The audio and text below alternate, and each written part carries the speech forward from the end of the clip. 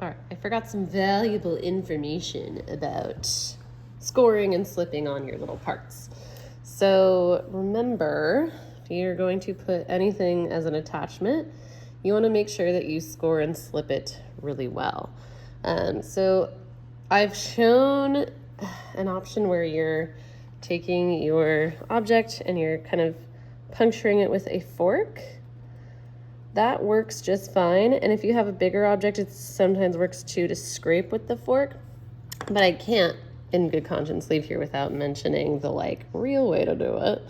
Is usually you want to, instead of puncture, you want to kind of scrape.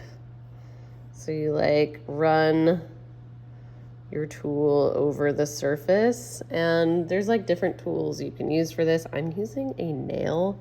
You can also use toothpicks. Sometimes people will tape a few toothpicks together and use that to do some scraping. And this is just a finer way to do it so that you don't accidentally put too much pressure on the object and cause it to bend or snap. So if you have appendages like this, I'm attaching a little handle onto my cat, I would wait till this becomes more leather hard. Right now it's still really plasticky, so it's probably gonna bend or lose its shape or collapse under the weight of the gravity. So again, set those things aside and let them dry out for a little bit before you try attaching them.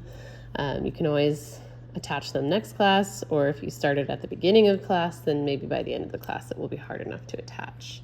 I'm just gonna risk it for the biscuit and go in and add mine right now. So I have my little scored area, and I'm just going to add a little bit of that slip to all of my scored areas. And then again, compression is key, so I'm just going to put it over my slipped area, and I'm just going to compress from the inside as well as the outside, and just press, press, press. You might not have the option to compress from the inside, so you just have to be careful as you compress from the outside not to push so hard that you accidentally break your object.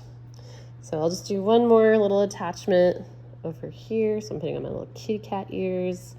So I'm just going to use either my nail or my toothpick to scratch, scratch, scratch into the surface, scratch, scratch, scratch into the surface, and then grab a little bit of slip and compress, compress, compress.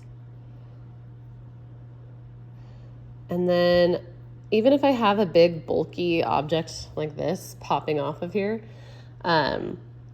if I don't like that shape, once it's leather hard, I can carve it down as much as I want to.